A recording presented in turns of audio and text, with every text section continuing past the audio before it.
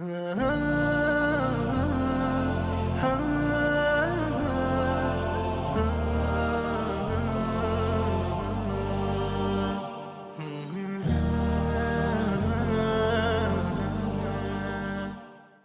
alaikum wa rahmatullahi wa barakatuhu. Alhamdulillahi rabbil alameen wa la'aqibatul muttaqeen wa salatu wa salam ala rasulihi Muhammadin wa ala alihi wa labatihi wa sahabihi wa azwajihi ajma'in.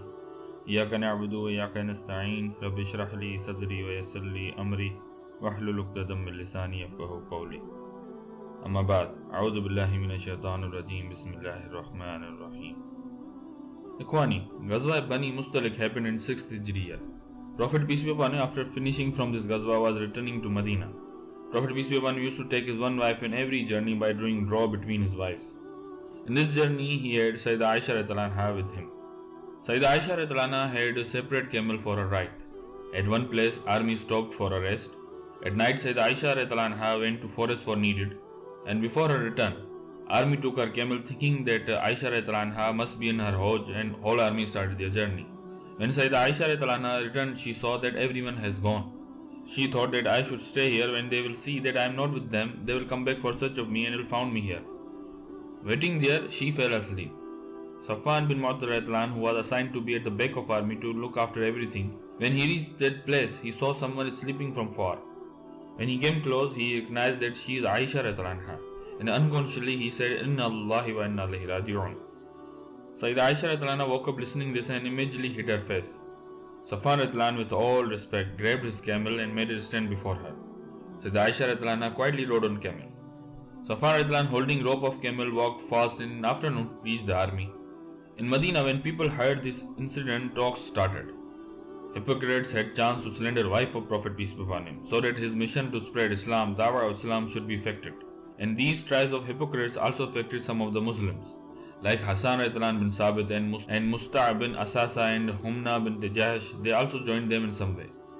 But there were others also who showed their belief that women like Ayesha RA and men like Safwan RA cannot do this.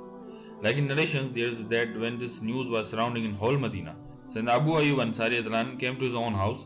His wife said to him, Ya Abu Ayyub RA, have you heard what is going on about Ayesha RA? Abu Ayyub RA said, Yes, I have heard, but that is all lie. Then he asked her wife, O Ayyub, will you do that? She replied, Swear of Allah, never. Then swear of Allah, Ayesha is better than you. Then Abu Ayyub RA said, Then I think of myself, that if I were to be in Safwan's position, then I would never ever think of that. And Safwan RA is a better Muslim than me. Then how would he think of that? For whole 1 month, this talk was main gossip among people, till verses of Quran revealed. Like few of them were, and those who accused chaste women and then do not produce 4 witnesses, lash them with 80 lashes and do not accept from them testimony ever after. And those are defiantly disobedient, except for those who repent thereafter and reform, for indeed Allah is forgiving and merciful. Indeed, those who came with falsehood are a group among you. Do not think it bad for you, rather it is a good for you. For every person among them is what punishment he has earned from the sin, and he who took upon himself the greater portion thereof, for him is a greater punishment.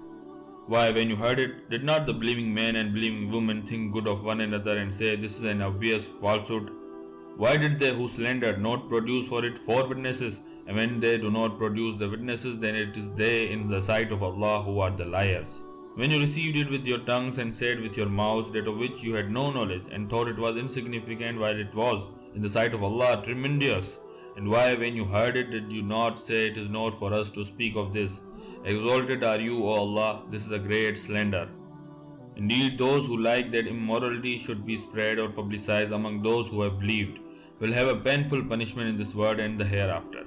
And Allah knows and you do not know.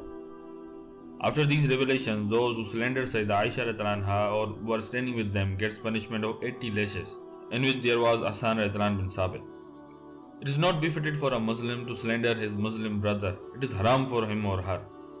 And when it comes to a believing woman, then in one of the narrations of Tabrani is that slandering on a righteous, a chaste woman will remove deeds of 100 years.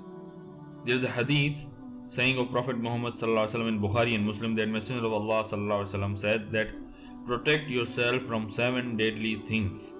Prophet peace be upon him said they are to associate partners with Allah subhanahu wa ta'ala, magic, killing one forbidden life from Allah without any right, to take interest, to usurp the wealth of an orphan, to run from the battleground of jihad, and to slander an innocent chaste woman.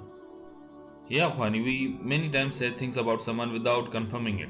If someone tells us anything about anyone, we rather saying good for that person. We not only believe that, but we share that to others. We love to find someone's bad acts. We love to search for it. Many of us have a habit to search someone's all daily routine so that they can find their weaknesses, their bad deeds or whatsoever. We never realize that I am trying to find someone's sins or acts, but I myself is not a complete good Muslim. Everyone do sins. Prophet peace be upon him said, every son of Adam do mistakes, but that does not give us permission to find the mistakes of others. Yet it gives us permission to find our own mistakes and improve them, ask Allah forgiveness for that. Allah subhanahu wa ta'ala hides our sins, hide our all acts from everyone. But we being a Muslim feel proud to know someone's any act and then to publicize it to everyone. Ikhwani, first of all, don't ever say anything about anyone without knowing it perfectly or seeing it with your own eyes. But I would rather say that if you have seen someone doing something, even that keep it to yourself. Hide the sins of servants of Allah. Allah subhanahu wa ta'ala will hide your sins. May Allah subhanahu wa ta'ala protect us from slandering anyone or unveiling sins or mistakes of others, and grant us to follow the life of Muhammad Rasulullah sallallahu alaihi wasallam and to do the struggle for the establishment of Islam. Ameen. Fi amanillah.